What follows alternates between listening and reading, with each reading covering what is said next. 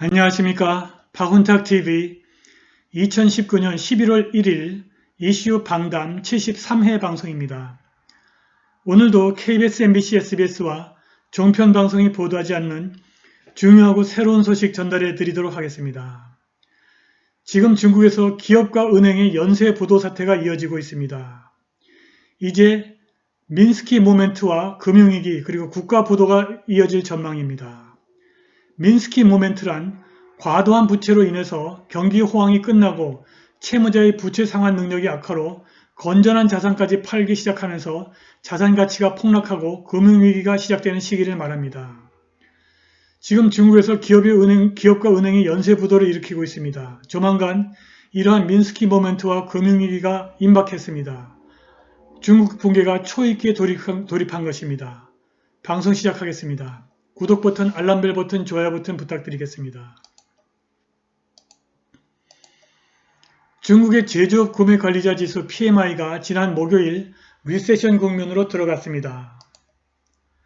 중국 경제의 침체가 다음번 글로벌 리세션을 터뜨릴 시한폭탄이 된 것입니다. 자, 여기서 이 붉은색 선이 중국의 제조업 PMI 지수를 나타내고 있습니다. 제조업 PMI 지수가 50선 밑으로 내려가서 리세션 국면으로 접어들었습니다.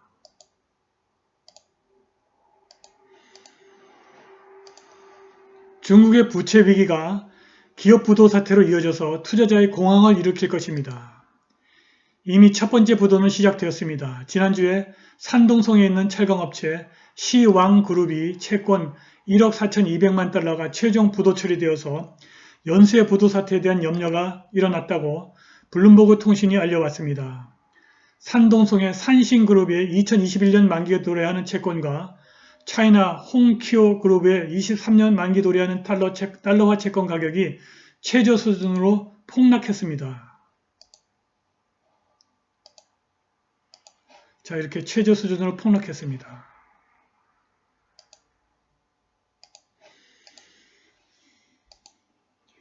시황그룹의 부도가 산동성에 있는 다른 민간 기업들도 부도를 낼 것이라는 염려를 자아내고 있다고 홍콩에 주재한 뱅크 오브 차이나의 인터내셔널 홀딩스의 대표 우키옹이 블룸버그 통신에게 말했습니다. 중국의 신용시장이 계속 무너지고 있고 2019년 채권 부도가 이미 2018년 수준을 초과했습니다. 아직 2019년이 두 달이나 남았는데도 불구하고 이미 채권 부도의 수준이 2018년 수준을 넘어버렸습니다.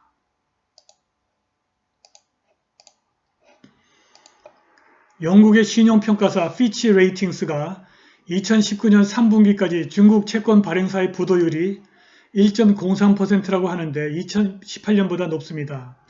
그런데 아직 국영기업의 채권 부도는 없었습니다. 민간 중소기업 부채의 만기 연장 또는 재금융이 여의치 않기 때문에 이들의 채권 부도는 계속 이어질 것이라고 피치 레이팅스의 기업연구팀 부책임자 장슈첸이 말했습니다. 하이만 캐피탈 매니지먼트의 대표 카일 바스는 중국에서 발생한 경제 붕괴의 규모는 2008년 미국에서 발생한 서브프라임 모기지 위기의 서너 배가 될 것이라고 말했습니다. 바스는 지난 8월 달에 중국이 무모하게 건설한 은행 시스템이 다음번 글로벌 리세션에서 붕괴할 것이라고 말했습니다. 중국이 대대적인 신용 유입을 더 이상 할 수 없게 되면 글로벌 경제가 계속 흔들리다가 결국 다음번 글로벌 금융위기를 불러올 것입니다. 민간 기업뿐만이 아니라 민간 은행들도 부도를 내고 있습니다.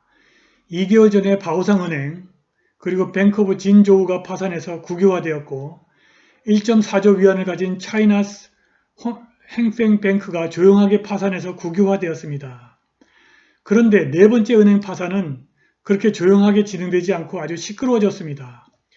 지난주 목요일 루어양시에 있는 해난 이추안 루럴 커머셜 뱅크에 예금을 한 지역 기업가와 정치인들이 이 은행의 지점으로 몰려가서 예금 인출 사태, 뱅크런을 일으킨 것입니다.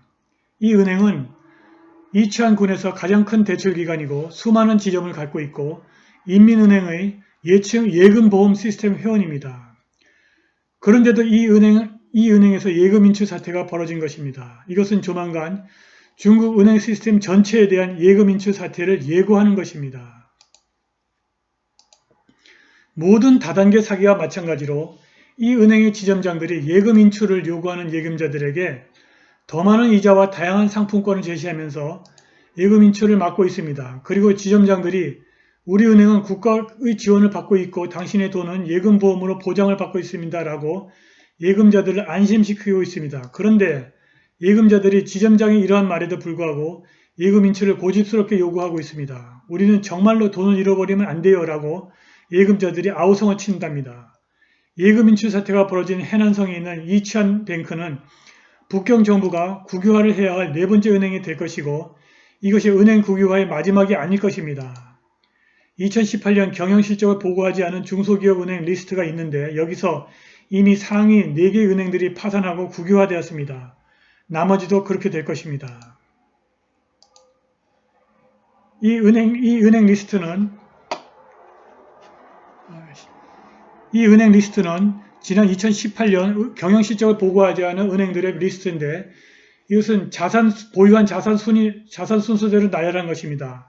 이미 상위 4개 은행은 다 부도를 냈습니다. 나머지 은행들도 결국 다 부도를 내고 국유화를 밟을 것입니다. 파산 지경에 몰린 이치안은행의 규모가 작지만 규제기관들이 이 은행의 파산을 막으려고 공격적으로 개입했다고 월스트리트저널이 강조했습니다. 작은 은행들의 파산은 결국 중국의 일부 최대 국영기업을 쓰러뜨릴 거대한 쓰나미의 시작일 뿐입니다. 이치안은행은 최근에 규모를 야심적으로 키운 수천 개에 달하는 지역은행과 지역협동조합의 상징입니다. 2009년 이 지역협동조합이 상업적 대출을 시작했고 주로 농부 그리고 군 주민의 예금을 끌어들였습니다. 그리고 이것이 엄청난 속도로 성장해서 수십억 위안의 악성부채를 쌓았습니다. 모든 다단계 사기와 마찬가지로 신규로 들어온 예금이 기존 예금자에게 이익금으로 지불되었으나 마침내 예금 인출 사태가 벌어져서 신규 예금이 들어오지 않게 된 것입니다. 차이나 첸신 인터내셔널 레이팅 에이전시에 따르면 이치안은행이 이 지역 예금의 무려 71% 그리고 이 지역 대출의 무려 82%를 차지하고 있습니다. 그런데 중국 경제의 침체로 인해서 이치안은행의 거의 모든 대출이 악성부채가 되었고 이것을 유지하기 위해서 계속 신규 예금을 받아야 하는데 예금자들이 이러한 사태를 눈치를 채는 바람에 예금 인출 사태가 발생한 것입니다. 지난 7월에 차이나 첸싱의 분석가가 이 은행이 안정적 예금이 부족하고 악성부채를 과도하게 쌓고 있다고 경고했습니다. 2018년 말 악성부채가 10억 위안에 달했는데 3년 만에 무려 10배로 증가한 것입니다. 신용평가사에 따르면 2018년 9월 이 은행의 악성부채가 총 여신의 28%에 달합니다. 이 수치는 인민은행이 발표하는 악성부채의 평균 비율보다 훨씬 높습니다. 과거에는 이 수치가 물론 조작의 결과이겠지만 1.5% 안팎이었습니다. 조만간 미국의 2배에 달하는 무려 40조 달러의 자산을 가진 중국의 은행 시스템이 동시다발적인 예금 인출 사태를 목전에 두고 있는 것입니다. 이치안은행이 지불불능 사태에 빠질 것이라는 소문이 소셜미디어를 타고 번지자 이 은행의 지점에서 예금 인출 사태가 발생했습니다. 멀지 않아 중국은행 시스템 전체에서 이런 사태가 발생할 것입니다. 이렇게 되면 북경 당국은 모든 책임을 뒤집어 씌울 희생양을 찾을 것입니다. 그러나 전국적인 예금 인출 사태가 발생하면 중국의 모든 은행들이 동시다발적으로 건전한 자산까지 팔아치우는 소위 민스키 모멘트가 발생하고 이것이 금융위기와 국고부도로 이어질 것입니다. 바로 이것이 다단계 사기로 전락한 중국 경제가 갈 수밖에 없는 붕괴의 길입니다. 자, 이 그래프는 건전한 대출에서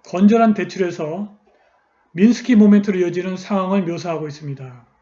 이 붉은색 선이 표시하듯이 GDP가 건전하게 스테디 그로스 꾸준하게 성장하고 있는 동안에 최초에는 노멀 바로잉 정상적인 대출이 일어납니다. 대출이 일어나서 기업 투자로 이어지고 기업이 이윤을 발생해서 기업이 그 이윤으로 대출 원금과 이자를 갚을 수 있는 상태, 그것이 곧 노멀 바로잉입니다. 그러다가 기업의 경쟁이 심해지면 스페큘러티브 바로잉이 발생합니다. 투기적 대출이 일어납니다. 이때에는 기업이 이윤은 내긴 하지만 그 이윤으로 원금은 갚지 못하고 겨우 이자만 갚는 상태를 말합니다. 그러다가 이 상황이 더 진행되면 폰지 바로잉이 이루어집니다. 이때는 신규 대출을 해서 원금과 이자를 갚는 상황입니다. 기업이 이윤을 전혀 내지 못하기 때문입니다. 그러다가 신용이 줄어들게 되면 민스키 모멘트, 은행들이 악성 부채를 청산하기 위해서 건전한 자산까지 팔아치우는 민스키 모멘트가 발생합니다. 이렇게 되면은 자산 시장이 붕괴하고 금융위기가 오고 국가 부도가 이어지는 것입니다. 중국은 이미 크레딧, 신용이 줄어들고 있습니다.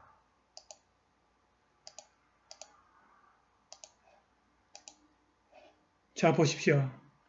중국에서는 이미 이렇게 2009년에 정점을 해서 중국의 신용 자금 창출이 계속 줄어들고 있습니다. 이제 중국에 남은 것은 민스키 모멘트와 자산 시장 붕괴, 금융위기, 그리고 국가 부도가 남아 있습니다. 우리는 이 상황에서 준비를 해야 될 것 같습니다. 오늘 방송은 여기까지입니다. 감사합니다.